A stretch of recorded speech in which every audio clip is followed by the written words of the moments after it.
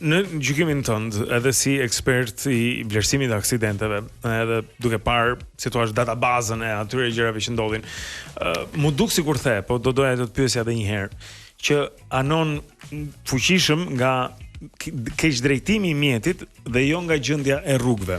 Dhe pastaj doja të të pyesja, si është gjendja e rrugëve? Janë rrugët në standardet e duhura apo janë rrugët ndonjëherë shkaktare të aksidenteve, duke qenë që janë situata nga ana inxhinierike aty ku duhet ishin?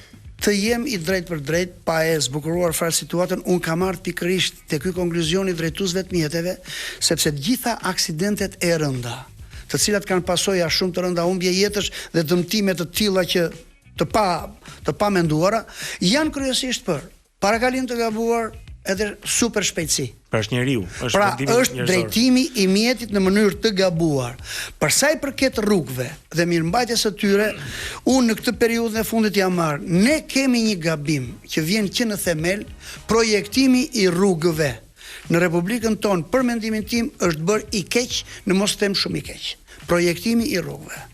Se dhe pjesa e zbatimit pastaj ka një seri njëra pas tjetrës që nuk jam aq kompetent për të them përgjegjësinë e tyre, po te projektimi kemi parë gabime të rënda teknike, të cilat kanë pasur pasojat e tyre, por duke e rregulluar këtë me sinjalistik të shtuar rrugore, pretendojmë se kemi ulur ndikimin. Mund na japësh një shembull të thjeshtë të kësaj të kuptueshëm? Shembulli i thjeshtë ka qenë për shembull në fillimet e saj rruga e Kombit, që nga tuneli derisa të vesh në Kukës për shembull ka shumë kthesa me domethënë me rrezën e tyre, përfshi dhe përqindjen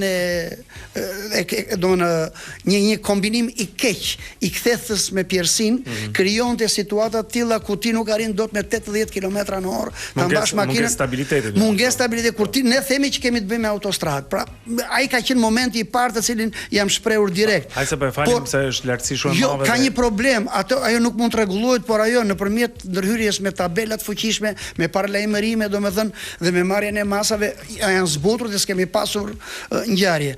Problemi është tash te rrugët e tjera, domethënë unë ngela i keq ardhur për shkak për rrugën Qaflloç. Ajo që u shëm, po. Jo, nuk jam më shumë tek shëmbja se sa tek deri ku ka vajtur niveli maksimal. Nuk më erdhi mirë. I pjerësisë e ke. Jo, lartësia, kur tek një tunel që është lart, unë e kam parë atë që është diku te 1100 metra. Kur Qafthana është 909 metra. Që është pika më e lartë e rrugës. Që mendohej dhe nuk e kuptova domethënë pse do të ishte e domosdoshme deri në atë lartësi.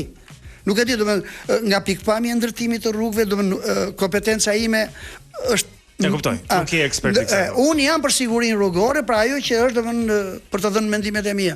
Pra kanë qenë në projektim dhe në ndërtim. Ktu e kam para të mangësinë. Po lidhen sepse ndjes që të ndërpres. Jo, s'ka problem. Por që kur projektohet një rrugë mendohet e siguria që ajo rrugë do të ofrojë. Kështu që eksperti i sigurisë rrugore, pra jo ju, po dikush tjetër do të ishte pjesë. Ne jemi dhe auditues, inspektues të sigurisë rrugore.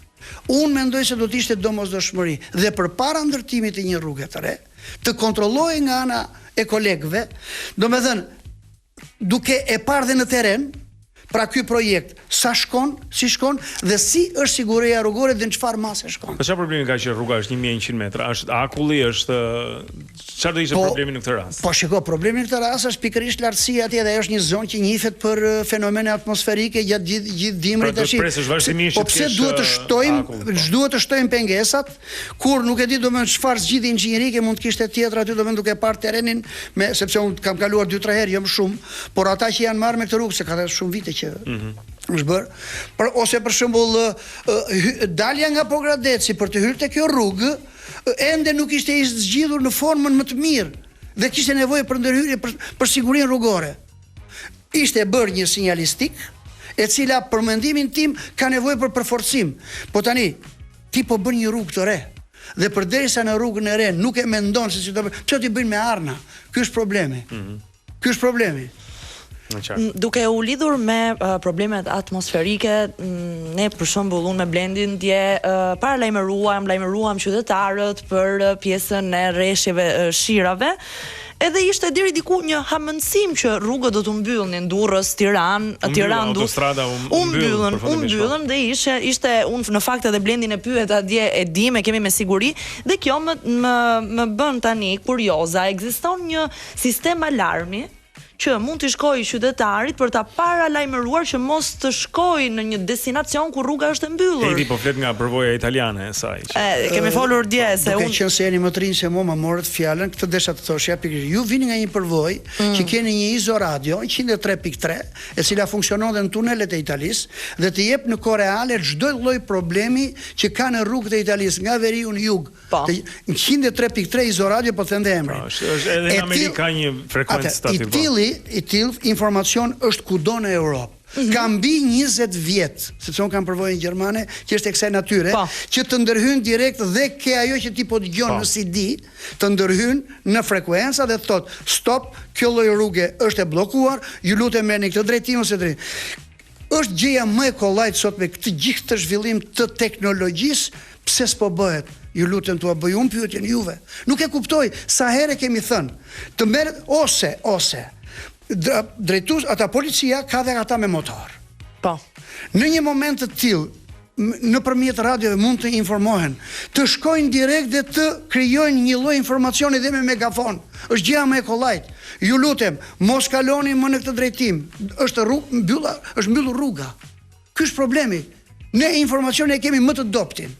U dha dje një njoftim dhe prapë njerëzit kalojnë në atë drejtim.